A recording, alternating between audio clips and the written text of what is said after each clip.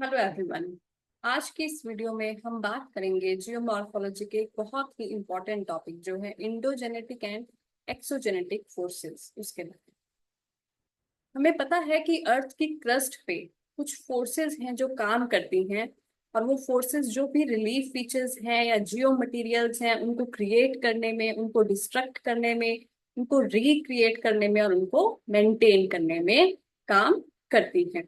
ये जो भी जियोलॉजिकल चेंजेस होते हैं ये दो प्रकार के होते हैं, लॉन्ग पीरियड चेंजेस और शॉर्ट टर्म पीरियड चेंजेस। जो लॉन्ग पीरियड चेंजेस है वो बहुत लंबा समय लेते हैं अर्थ की क्रस्ट पे दृष्टिगोचर होने के लिए, जबकि जो शॉर्ट टर्म पीरियड है चेंजेस हैं वो हमें बहुत ही छोटे समय में, बहुत छोटी अवधि में दिखाई दे जाते हैं।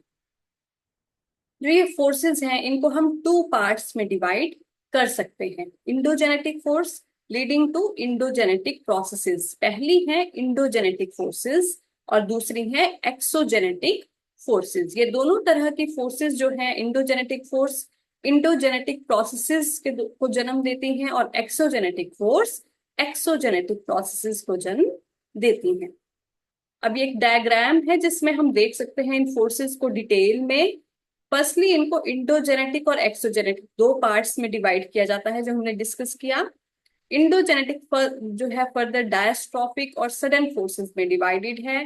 डायस्ट्रोफिक फर्दर एपिरोजेनेटिक और ऑरोजेनेटिक इसमें डिवाइडेड है।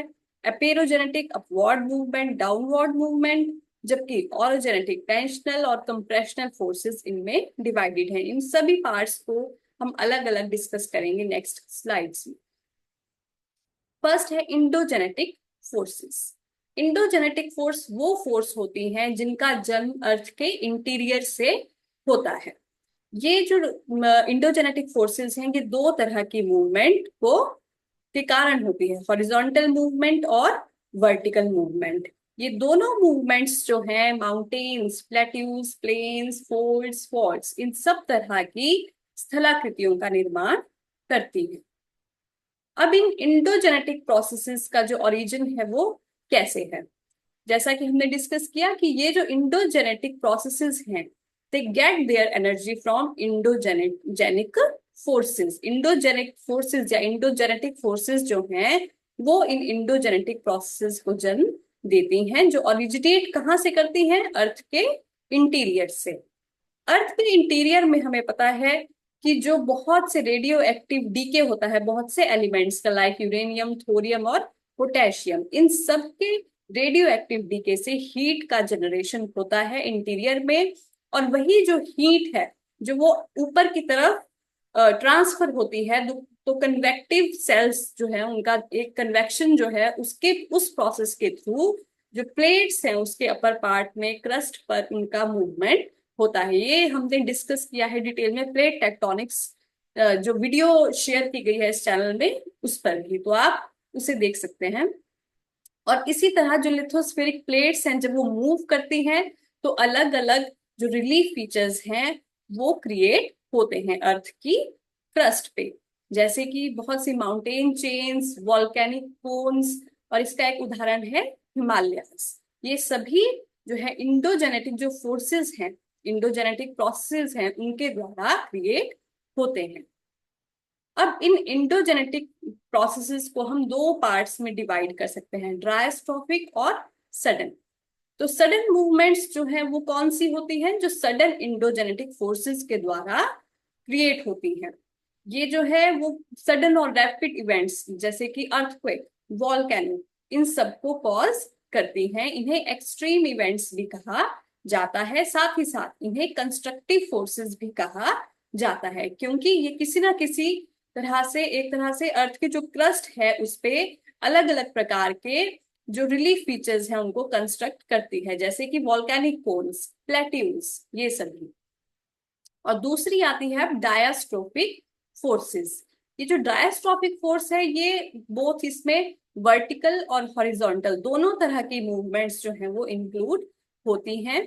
ये जो प्रोसेसेस हैं वो बहुत धीरे धीरे काम करती हैं। इनको हम दो पार्ट्स में डिवाइड कर सकते हैं इन डायस्ट्रोफिक फोर्सेस को, एपिरोजेनेटिक और ऑरोजेनेटिक मूवमेंट्स में। यहाँ हमने ध्यान रखना है ये जो इंडोजेनेटिक है इसको हमने दो पार्ट्स में डिवाइड किया, डायस्ट्रॉफिक और सडन में। अब इस डायस्ट्रॉफिक को फर्दर हम डिवाइड करते हैं एपेरोजेनेटिक और ओरोजेनेटिक में।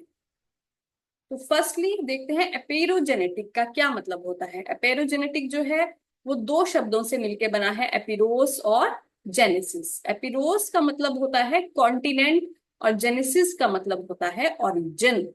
अब ये जो एपिरोजेनेटिक मूवमेंट्स हैं ये कॉन्टिनेंटल मास को दो तरह से मूवमेंट करती है, अपलिफ्टमेंट और सबसिडेंस। अपलिफ्टमेंट कैसे होता है, जब अपवर्ड मूवमेंट होती है, और सबसिडेंस कैसे होता है, जब डाउनवर्ड नीचे की तरफ मूवमेंट होती है। और ये दोनों मूवमेंट्स जो हैं वो वर्टिकल मूवमेंट्स हैं, सीधी मूवमेंट्स हैं। अब ये जो अपवर्ड मूवमेंट है ये कॉन्टिनेंटल जो मास है उनको दो तरह से अपलिफ्ट करती है। या तो जो पूरा का पूरा कॉन्टिनेंट है या उसका कुछ एक पार्ट है वो अपलिफ्ट होता है, ऊपर की तरफ होता है, या फिर जो कोस्टल एरिया है, कोस्टल लैंड है कॉन्टिनेंट का, वो ऊपर की तरफ आता है, जिसे एमरजेंस कहा जाता है।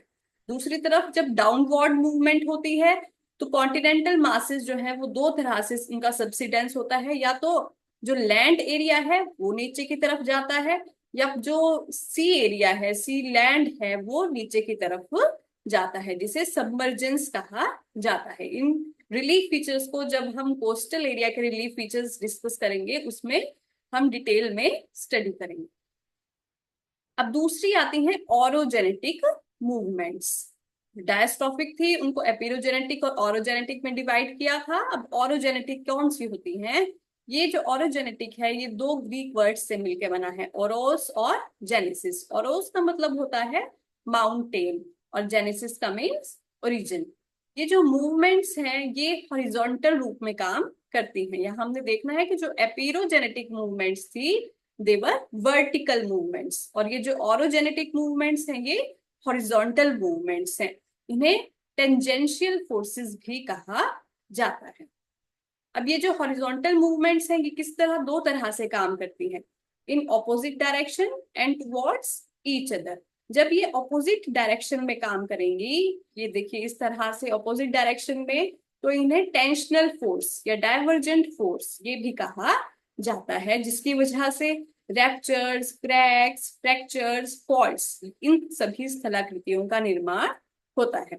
और जब ये टुवर्ड्स ईच अदर, ये यहाँ देखिए ये each other, towards each other काम कर रही हैं, और इस तरह से इन्हें कंप्रेशनल फोर्स, कन्वर्जेंट फोर्स ये भी कहा जाता है। और इसके कारण जो क्रिस्टल बेंडिंग है, फोल्ड्स हैं, क्रिस्टल वार्पिंग है, इस तरह के रिलीफ फीचर्स जो है वो बनते हैं। तो हमने ध्यान रखना है कि ये जो फोर्सेस हैं ये दो तरह से काम करेंगी, जब ये एक दूसरे के ऑपोजिट होंगी और जब एक दूसरे के सामने होंगी। अब आती हैं आपकी एक्सोजेनेटिक प्रोसेसेस। यहाँ पर हमने जो है वो इन्हें डिस्कस कर लिया, इंडोजेनेटिक प्रोसेस को, डायस्ट्रॉफिक, सडन को, इन सबको, और यहाँ पर हमने ये पूरा पार्ट जो है वो डिस्कस कर लिया है। अब हम एक्सोजेनेटिक पर आते हैं। एक्सोजेनेटिक फोर्सेस या प्रोसेसेस कौन है, इन्हें हम डेनुडेशनल प्रोसेसेस भी कहा जाता है या डिस्ट्रक्शनल फोर्सेस भी कहा जाता है। इनका ओरिजिन एटमॉस्फेयर से होता है। अब जो इंडोजेनेटिक थी वो जन्म लेती हैं अर्थ के इंटीरियर से, और जो एक्सोजेनेटिक प्रोसेसेस हैं वो एटमॉस्फेयर से ओरिजिन उनका होता है। इनका मेन काम होता है जो भी फीचर जो है इंडोजेनेटिक फोर्सेस ने या इंडोजेनेटिक प्रोसेसेस ने बनाए हैं उनको डिस्ट्रक्ट करना, उनको खत्म करना। इसलिए इन्हें प्लानेशन प्रोसेसेस भी कहा जाता है। तो हम जो मेजर डिफरेंस है वो ध्यान रखेंगे, इंडोजेनेटिक और एक्सोजेनेटिक प्रोसेसेस का जो ओरिजिन है वो अलग अलग है। इंडोजेनेटिक का ओरिजिन है कन्वेक्शन के द्वारा, जो हीट होती है अर्थ के इंटीरियर में उसके द्वारा, और एक्सोजेनेटिक जो प्रोसेसेस हैं वो एटमॉस्फेयर से ओरिजिनेट होती हैं। ये जो एक्सोजेनेटिक प्रोसेसेस हैं ये मेनली अपनी जो एनर्जी है वो डिराइव करती हैं सोलर रेडिएशन से, जो एटमॉस्फेयर से आती हैं प्रोसेसेस या फोर्सेस। जैसे मान लीजिए सॉइल इरोजन है, वाटर इरोजन है, ग्लेशियल इरोजन है, ये सब जो है वो एक्सोजेनेटिक प्रोसेसेस हैं जो एक्सोजेनिक फोर्सेस के कारण हो रही हैं। अब उदाहरण के द्वारा हम समझते हैं कि सॉइल इरोजन में किस तरह सोलर एनर्जी जो है वो इंक्लूड है। सॉइल इरोजन हमें पता है क्या होता है कि सॉइल जब अपनी सतह से इरोड होती है, और वो इरोजन किसके द्वारा हो रहा है? विंड के द्वारा। अब जो विंड है वो हमें पता है कि डिफरेंशियल जो हीटिंग होती है सोलर रेडिएशन के द्वारा, उसके द्वारा जब जो प्रेशर है उसमें डिफरेंसेस आते हैं तो विंड का जन्म होता है। तो इस तरह से यहाँ इस पूरी प्रोसेस में जो सोलर रेडिएशन है, जो सोलर एनर्जी है, वो काम कर रही है। अब इन शॉर्ट हम बोल सकते हैं कि जो इंडोजेनेटिक फोर्सेस हैं या प्रोसेस हैं, वो जो रिलीफ फीचर्स हैं उनका निर्माण करती हैं, उन्हें बनाती हैं, जबकि एक्सोजेनेटिक जो फोर्सेस हैं वो उन सब रिलीफ फीचर्स को नष्ट करती हैं।